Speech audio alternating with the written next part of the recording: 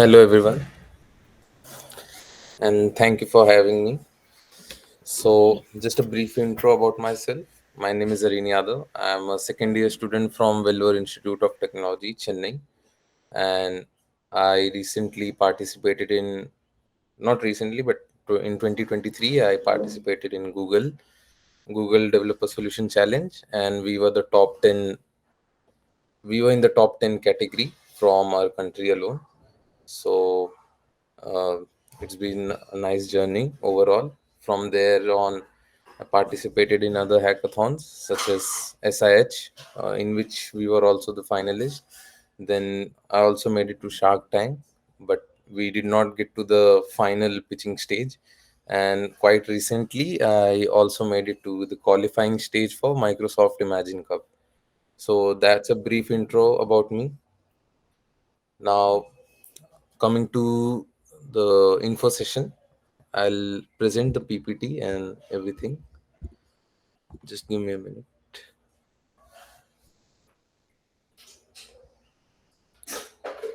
Is it visible? Yes, it is. Okay, thank you. So, as you can guess by the name, Google Developer Solution Challenge, you need to orchestrate some kind of solution to be solving a problem, and those problem are based on certain parameters that Google will decide. Not exactly Google, but with the help of United Nation Development Goals, they decide them to keep as topics and parameters for your development challenge. Now, the overall agenda of the whole competition is to present something that will help a certain lobe of people. Uh, like if you are blind, if you are disabled, or maybe uh, there's something about you that's different, and you are suffering from something. So, to help out those people or those segments of privileged people, you will orchestrate some kind of solution using the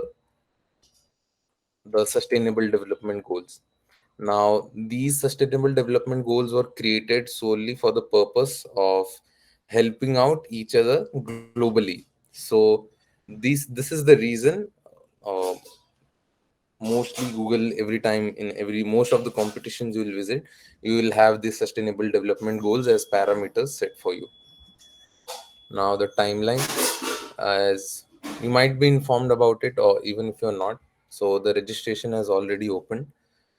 It's okay if you're not a GDSC member, you can register, but you need to have one core GDSC member from your college. Otherwise, maybe there might be some problem.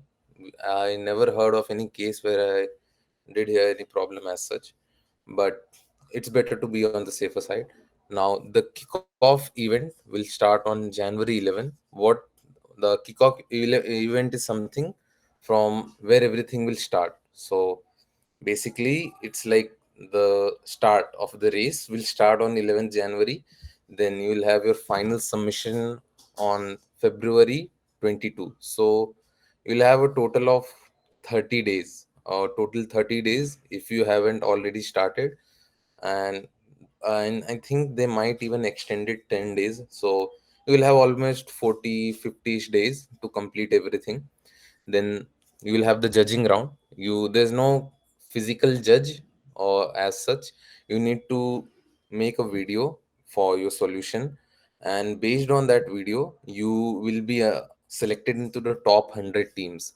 And this top 100 is globally. You will be a global top 100 team. And after the global top 100, which is not easy to get into, but if you get it, you congratulations, that's a very huge milestone. Once you get into the top 100, now you'll have a personal mentor with you. The mentor will help you orchestrate the architecture of your product even better and make the solution more robust. It's up to you how you utilize this opportunity. And then finally you will have the final round, in which the top 10 teams will be selected. you will submit one more video in which you will showcase what the changes you exactly did, and after that you will have the top 10 winners. Once you get into the top 10, the the literal finale will be in between those top 10 to get the top 3. And the top 3 is not ordered, like there's no first, second, third. Top 3 means the best of the 3. Out of the 10, the best 3. There's no first, second, third over here. So if you are in the top 3, you are the best, basically. Now, as I have already explained, the sustainable development goals, these are basically parameters or set of topics that are to be covered globally to help certain segments of people. In my project, I remember we used women, gender equality, quality education, and women empowerment. So, using all this, and we also added after the first round, we added good health and well-being. I'll explain that later why we did that. But initially, we only started with gender equality. Then, before the first round, we added quality education, and after we got selected to top 100, we added good health and well-being. So it is something that's dynamic. You can keep changing or keep reducing. Also reduced inequalities, we also, so a total of 4 development goals we were trying to tackle. Now on to the prizes. uh, See, the thing is, prizes are something which, they kind of make you greedy. So I would suggest you not chase the prize, because although the prize is $4,000 if you make it to top 10 and top 3, but believe me, if you're doing it for the sake of actually doing it, once you get to top 10, the only hard part is for you to get to top 100, no, top 3. So all that apart, once you get into top 100, you will get swags and t-shirts, certificates, and you'll get, I guess, only a t-shirt and stickers. Once you get into top 10, you will get a bottle, then a mouse pad, and as far as I remember, you also get a hoodie. So there's a lot you also get to. Yeah, that's pretty much it. But I'm not sure about top 3. They might have the same prizes, and they have uh, more crash prize. They have a $3,000 prize pool, and of course, when you get to the final top 10, you have $1,000 prize pool. So in total, if you get to top 10 and then top 3, each member from your team. So let's say you have 4 members in your team. Each member in the team will get $4,000. It's not like those $4,000 will be distributed among you. Each one of you will get $4,000, and I think that's around 2,40,000 or something, maybe around that. And yeah, these are the, as you can see, the swags and all the things you get once you get into top 100. Over here, you can see it's top 100 finalist. I The PPT is not prepared by me, so, but I can tell you that in top 10, there are some additional T-shirts, hoodies, and then you also have a bottle. Now, the judging criteria. Even though I've already mentioned this, but the judging criteria is something that's not very robust. Basically, if you go according to the judging criteria and you think you'll only follow this and you'll get through the solution, it might not be possible. You will have to think out of the box, and you'll have to show all these criterias, but there's something you need to present out of the judging box, so that then only people will know that you have done something extra to make sure your solution is viable. Now, creating a problem statement. Now, I think a problem statement, you don't have a problem statement, you need to create it. So out of those 17 goals that you have, what you need to do is you need to formulate your own problem statement. So let's say if I were here, and now, for example, if, let's say, no poverty, and I would choose no poverty and zero hunger. So these are something which are interconnected. So maybe you could have a problem statement that tries to tackle the issue of removing people from poverty and giving them access to foods so that they could have zero hunger. And maybe further down the lane you could also add climate action or life on land. It's up to you. So you need to orchestrate your own problem statement, and you need to make sure that it makes sense. But like the example I took right now, it's not a very urgent problem. Urgent in the sense other people are doing it, NGOs are doing it for free. So until and unless your solution is not very significantly different from what they are doing, until then I don't think so you should be going with something like this, something that's so uh, I would say, I'm not getting the word, but I think so normie, not normie, but widespread, or you get the idea, which people know is quite widespread and overused. So yeah. And then you also have the size and scope of the problem. So if you are trying to tackle such a problem, what segment of people and what is the actual scope of the problem? So let's say India is very overpopulated. So I guess out of these, maybe you could take decent work in economic growth and industry innovation infrastructure. Using both of them, maybe you could orchestrate something, because the scope is huge and it's a sustainable problem statement. So that way you need to create your own.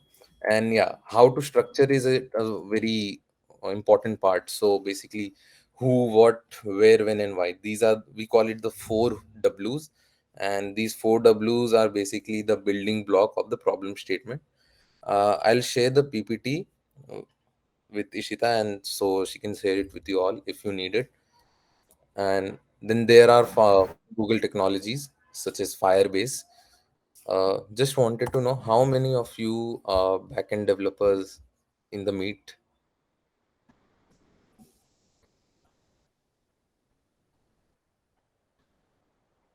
No one?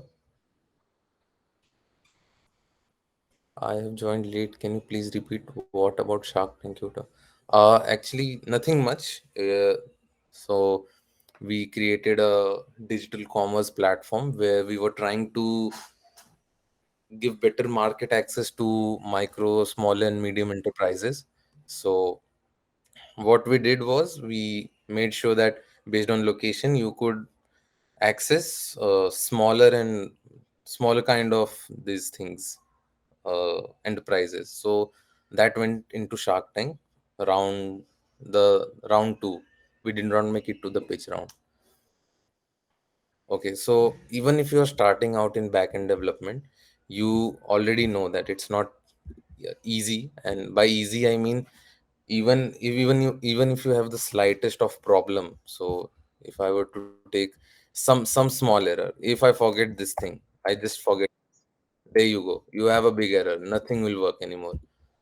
Boom.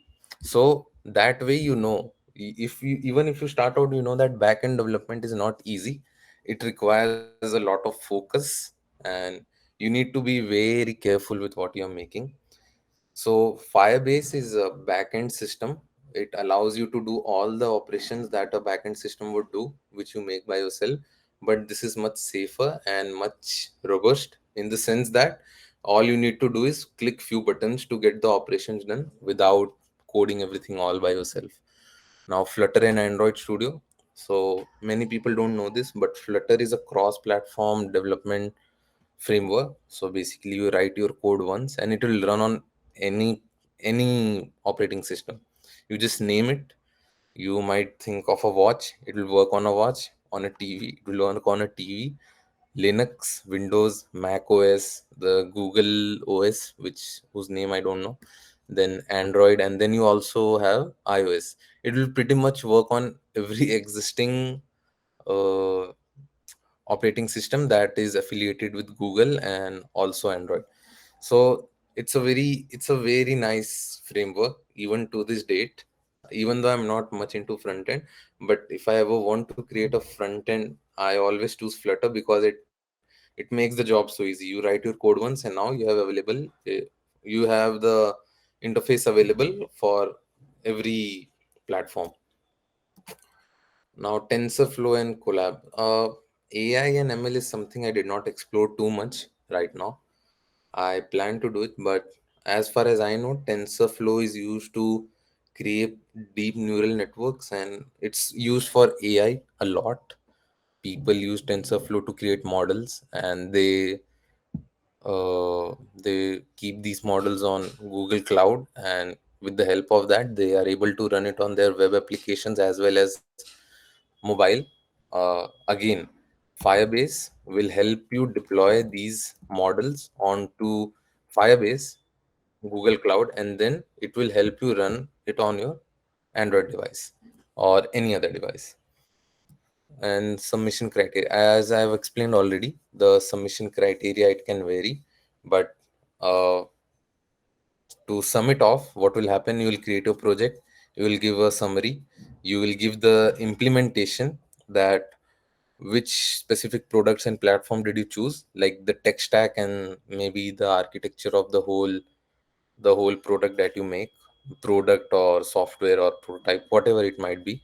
Then you will also have to explain the feedback, testing, and iteration. So what this is, basically you'll have to tell what kind of feedback you took from the users, how did you test those feedbacks, and what kind of iterations you did. And by iterations, what do you mean? While it's working, what kind of things did you see that maybe this is something that's not okay and you might change it. So it's totally up to you.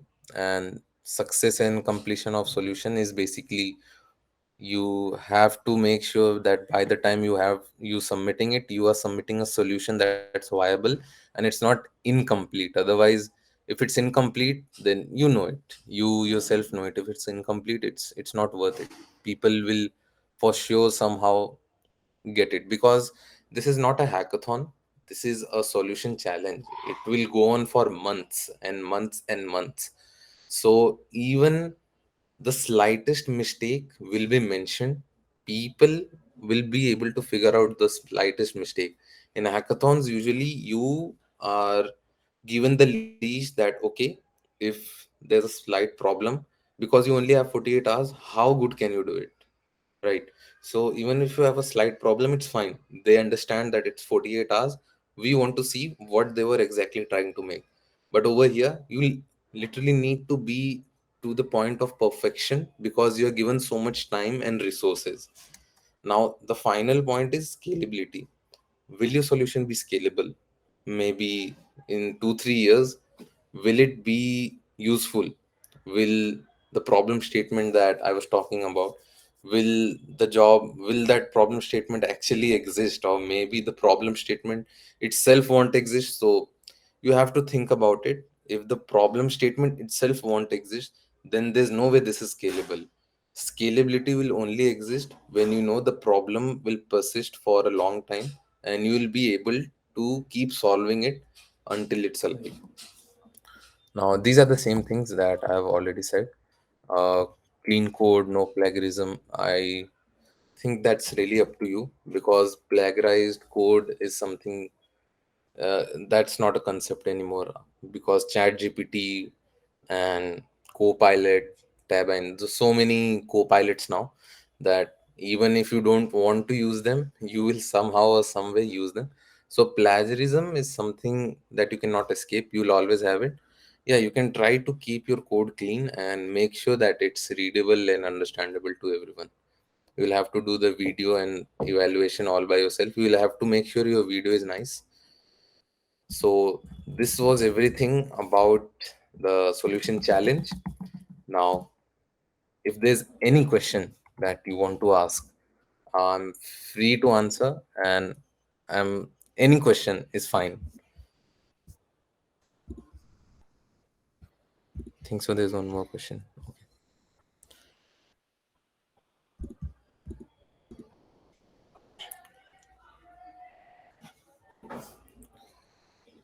Any question is fine. I'm also a second year student. I'm just like you.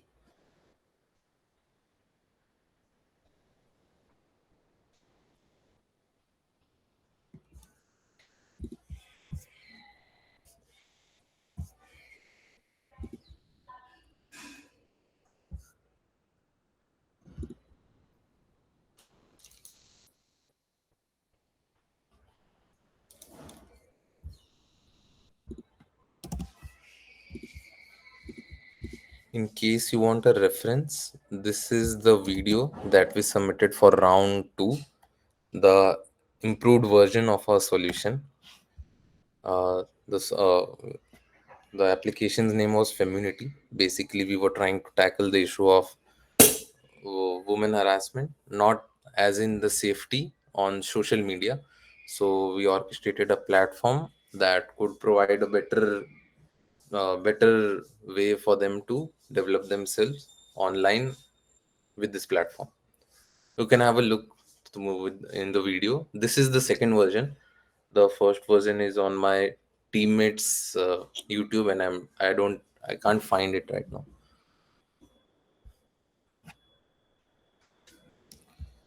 Guys, So you can look through the video, and if you have any questions, you can write it down so Erin can answer it. yeah, any question is fine.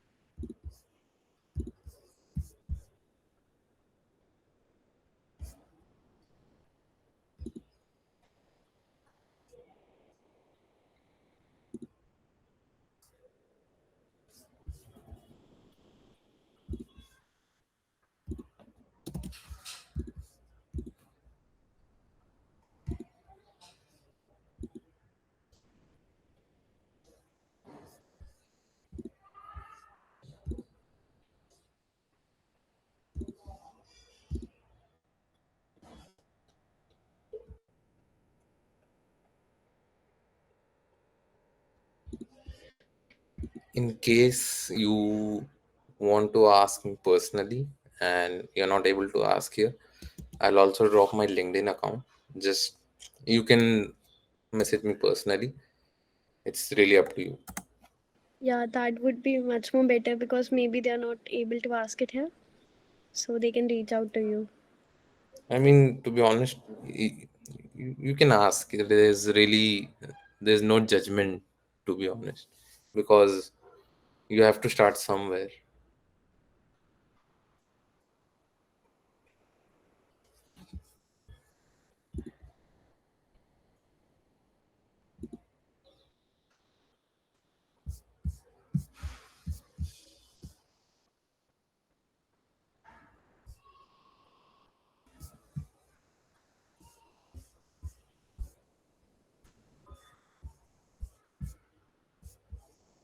Hello, Hey, hello. am I audible? Yeah, you are. Actually, I want to ask because like, do we really need to use like Google technologies for this particular for the solution challenge? Because for what I want to make, it's not like depend upon Google technologies, so it would be like good for go. Uh, like, could you be more specific? What kind of technologies you will be using? So I'm just like for me, I'm going to for the game development, so I doesn't think that Google does have any specific technology for that field. I mean, maybe they might have, but in general, they don't have a lot of technologies for game development. But let's say you create some kind of user database, or maybe you want to integrate cloud. So you will have to keep some. So, like, let's say you have 10 aspects, you have 10 different technologies used. So you'll have to keep at least 50% of them must be from Google. Otherwise, there's no use. It's basically, they won't select you. That's Maybe like I can connect to the cloud or maybe store information there, something yeah like that. you can use those analytics, or maybe you can say that I used Google Forms for submissions and something. You will have to show them that you use their technologies to the fullest. Otherwise, then I don't think so then there's any need for them to conduct this, because the whole reason they conduct solution challenges so that they can have a better reach to developers or different students to get their technologies widespread. Okay, and about the submission on the January. So, do we have to create the prototype, or let's just go with the idea, like presented, or like no functioning, like because it would be hard to like show them with the proper functioning because I also don't know much about the game dev. So, I think you'll have to at least present a prototype with, I mean, even if your prototype is not totally ready, let's say it's 50% to the point, and then you'll have to present the idea really well. Otherwise, if you try to totally pitch on to the product, then you might there might be some problem because it's not complete. So it's really up to you. But I would suggest you to have a complete, semi-complete prototype so that when you submit it, you are confident enough to answer anything to anyone, and also you can say anything in the video about it. okay, thank you. Hey, we have one more question, that is, how much knowledge of coding is enough? Hmm. I mean, to be honest, I did not know Dart when we started out. We also had the same problem Karthik had. We started out with React.js and we were not using any Google technology. And we almost created like the feed section. And then we realized, oh, this is wrong. We can't do this in React. Otherwise, Google will not give us points for this. So, what we did, we totally changed the stack and then we started Flutter. Now, the problem with Flutter was it used Dart, which was a totally new language for us. Although it was similar to Java and TypeScript, still it had some aspects that were different. So we had to learn it as well as we had to do the development at the same time. So how much coding knowledge would be enough is a very abstract question, but I would say you like I'll explain this with an example. So if you learn Java, uh, when you see the boilerplate code, you really think, what the hell is this? I can't understand anything in the boilerplate code. But after some time, after typing, let's say 4, 5, or 10 times, you tend to seem to understand what's really happening over here. So that's a point when you start to realize that, okay, now I know I can do it without seeing or taking any kind of reference. So I think so that much knowledge should be with you. So if anything new comes up, you just have to think around it and not just rely on Google or Chat GPT. So the same goes for any language. Or yeah, I So think so. you That's mean the basics should be clear? no, basics is one thing. If your basics are clear, you can learn any language. But what I am trying to say is whenever you take a new language, each language comes with its own pros and cons. And by pros and cons, I mean advantages. It has some kind of advantage over the other. Dart has an advantage of being natively compiled. So for this reason, it can compile into any operating system. So this is the biggest pro that it has. The only problem with Dart is I think so it has some performance issues, and that comes because of memory. So you'll have to do some research about memory management, and then you are good to go. If you know the basics, that's really nice. You can pick up any language. You will have to see the syntax, and now you'll have to see what is really different from the last language I pick up, and you'll just have to differentiate it and learn the new things that are coming up. If I think if I made myself clear. Yeah, we got you that we should like know what are the pros and cons and like do the research about the language. Yeah, exactly. So if you are making it in Dart, you should know why is it Dart. Otherwise, if you never know why we are using Dart, it's like you're just doing it for the sake of doing it. So that's what I really meant. You should know. You should have enough knowledge so that you know what you're actually doing, rather than just like in Flutter, you have two kind of widgets. Sorry, I'm being too much technical, but this is just an No, no, example. and that would be helpful. Yeah, so in Flutter, you have two kinds of widgets. It's stateful and stateless. So usually what you do, you go in VS Code, you download an extension, and then what you do, you don't type the whole thing, you just go HTFL, and then the whole boilerplate code comes up for you. Stateful widget.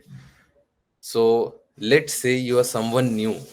So what you do is, instead of learning what exactly they are, you just see some tutorial and are like, okay, now every time I go on VS Code, I'll do HTFL. So you don't exactly know what stateful widget is. All you know is HTFL. You don't, you never actually learn what it exactly is. You just thought, okay, HTFL, I'll save my time. But you will have to sacrifice your time. You will have to actually learn the keywords and what's actually happening in there.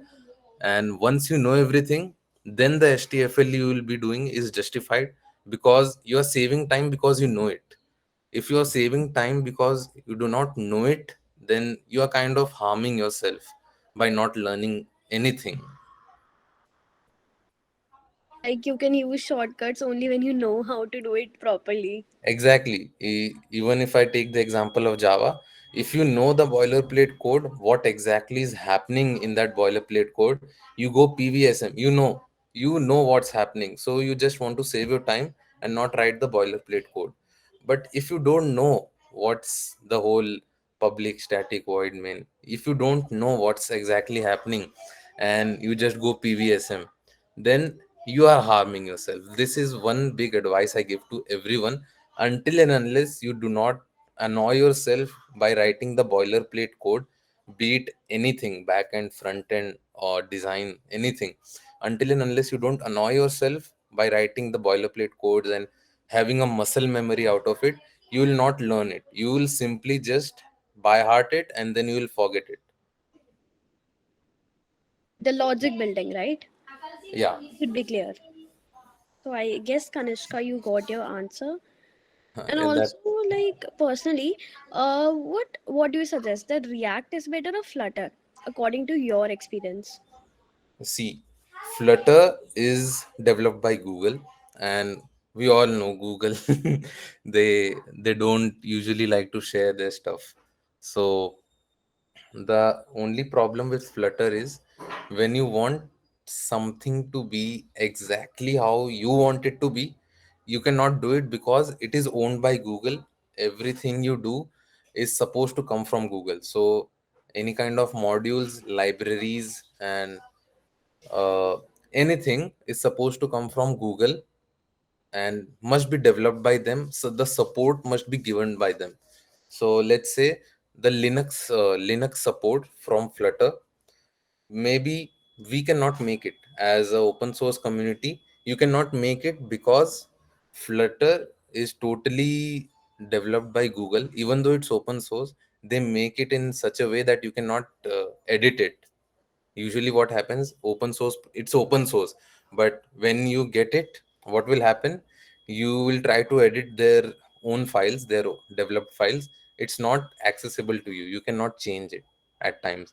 So if you do not have the freedom to change things, you are limited to what the company is providing you. Now in terms of React, React is open, totally open. It was developed by Facebook, Meta now.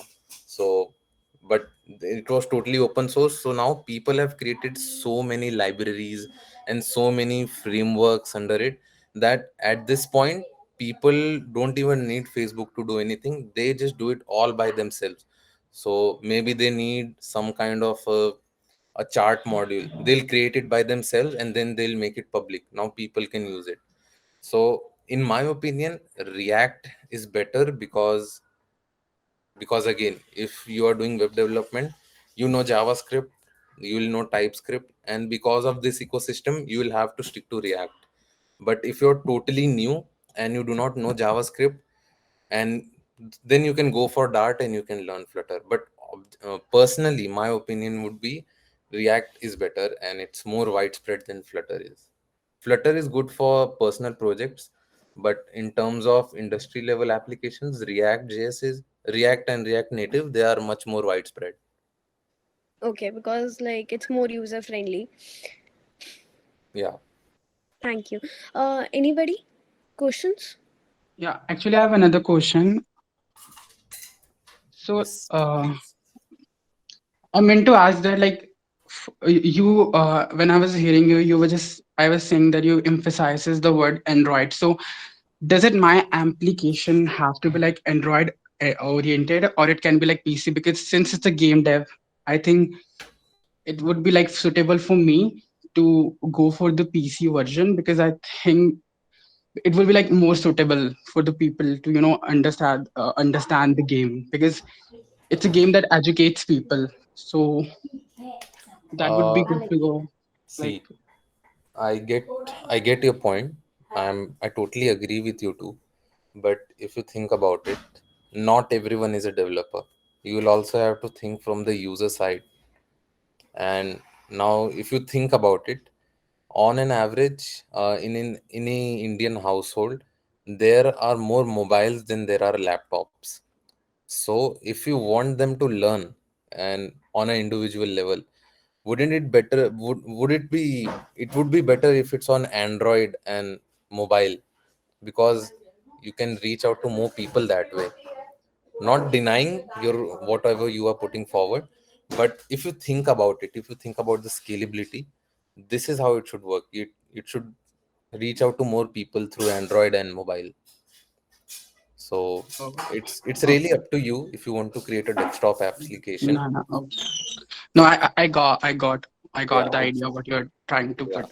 It's Because about yeah, yeah. uh, implementation and scalability. That's the only thing you need to keep in mind. Okay. Thank you. Welcome.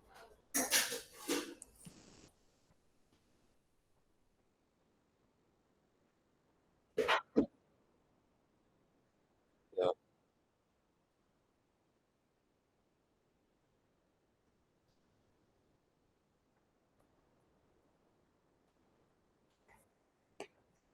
Yeah, that will totally count because you are using, out of three, you are using Android and Firebase. So you, more than 50% of your technologies are Google. So as the rule I already mentioned, if you're using 10 technologies, at least 50% should be from Google. Otherwise, it's not like they won't look upon you, but they might not give you as many points as others can get because they use more technologies. So for your example, yeah, it will work out because Android, then Firebase, and also, Play Store is also Google. So you can mention Google. It's you just need to show them that yeah, I'm using your technologies. I'm your guy. Like you should tell them that we are using Google because we are doing the Google Solution Challenge. Yeah, exactly. It's like what do you say? Shantana dena. Ki, yeah, I'm using it for you. I'm doing it for you. Yeah, kind of. So there are more points to it. Like I if you think use more of so. the technologies. I think so. There are out of 100, I think so. It has 10 points, That makes 10, a great 10, difference. 10, 10, 15 points. I think so. Okay, that I'll makes have a great I'll have to see difference. the PPT for that. Yeah. Anyone from the meet? Any questions?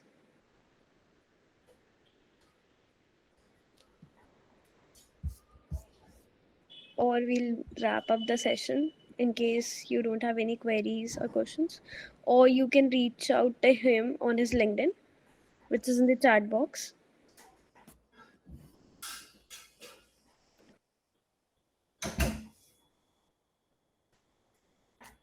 Okay, I guess that's all. Yeah, I guess there are no questions. I'll hand it over to Ishita. Yeah. Okay. I'll share the social handles of Arun to our WhatsApp groups, and you can ask them directly if you want. So now let's end the session. Thank you, Arun. Thank you for the session. It's really great. Thank you for having me. Thank you. Yeah, I'll share the PPT to you. So if Yeah. in case anyone needs it, they can can refer to it. Yeah, okay, sure. Okay, I've shared it. Thank you for having. Thank you. Have a nice day. Bye.